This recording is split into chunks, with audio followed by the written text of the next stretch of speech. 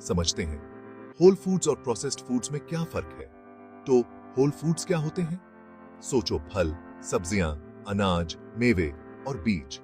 ये foods unprocessed या minimally processed होते हैं। ये सीधे कुदरत से आते हैं और अपनी नेचुरल स्टेट में होते हैं। हम इन्हें वैसे ही खाते हैं या थोड़ा बहुत बदल कर। दूसरी तरफ प्रोसेस्ड फूड्स अपनी नेचुरल स्टेट से बदल दिए जाते हैं। मैन्युफैक्चरिंग के दौरान ये बहुत से चेंजेस से गुजरते हैं, जैसे पैक्ड स्नैक्स, मीठे ड्रिंक्स और फास्ट फूड। इनमें अक्सर एक्स्ट्रा चीनी, अनहेल्थी फैट्स और आर्टिफिशियल इंग्रेडिएंट्स होते हैं। असली फर्क है प्रोसेसिंग का। होल फूड्स मिनिमली प्रोसेस्ड होते हैं, जिससे उनके नेचुरल न्यूट्रिएंट्स बने रहते हैं। प्रोसेस्ड फूड्स बहुत ज्यादा बदल दिए जाते हैं, जिनमें से अक्सर न्यूट्रिएंट्स निकल जाते हैं और हार्मफुल इंग्रेडिएंट्स जुड़ जाते हैं। होल फूड्स का कमाल, nutrient richness and balance. Whole foods पोषण से भरपूर होते हैं। ये विटामिन्स, मिनरल्स, फाइबर और एंटीऑक्सीडेंट्स से भरे होते हैं। ये न्यूट्रिएंट्स हमारे शरीर को सही तरह से काम करने के लिए बहुत जरूरी हैं। तरह तरह के होल फूड्स खाने से हमें बैलेंस्ड मात्रा में न्यूट्रिएंट्स मिलते हैं। ये बैलेंस हमारी सेहत और वेलबीइंग के लिए बहुत जरूरी है। प्रोसेस्ड फूड से अलग, whole foods naturally nutrient rich होते हैं। ये हमें विटामिन्स, मिनरल्स और फाइटोकेमिकल्स का एक कॉम्प्लेक्स अरे देते हैं, जो हमारी सेहत को सपोर्ट करते हैं। प्रोसेसिंग का नुकसान, stripped nutrients and added extras. Processed foods अक्सर बहुत से प्रोसेसिंग से गुजरते हैं। ये प्रोसेसिंग उनसे वैल्यूएबल न्यूट्रिएंट्स निकाल सकता है। खोए हुए न्यूट्रिएंट्स को पूरा करने के लिए मैन्युफैक्चरर्स अक्सर सिंथेटिक विटामिन्स और मिनरल्स मिलाते हैं। हालांकि हो सकता है कि हमारा शरीर इन एडिशंस को उतनी आसानी से अब्सॉर्ब न कर पाए जितना नेचुरली अकरिंग न्यूट्रिएंट्स को।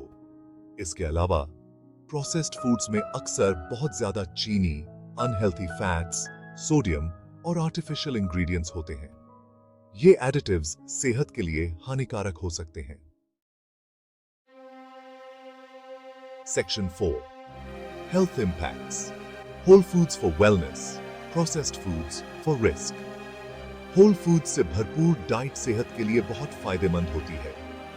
ये डाइजेशन को बेहतर करती है, हार्ट डिजीज और टाइप 2 डायबिटीज जैसी क्रॉनिक डिजीजेस का खतरा कम करती है और हेल्थी वेट को बढ़ावा देती है। होल फूड्स नेचुरली सेशिएटिंग होते हैं। ये हमें भरा हुआ और संतुष्ट महसूस कराते हैं, जो वेट मैनेजमेंट में मदद कर सकता है। इसके विपरीत प्रोसेस्ड फूड से भरपूर diet chronic diseases, nutrient deficiencies और वेट गेन के खतरे को बढ़ाती है। प्रोसेस्ड फूड्स में अक्सर एडिक्टिव क्वालिटीज होती हैं।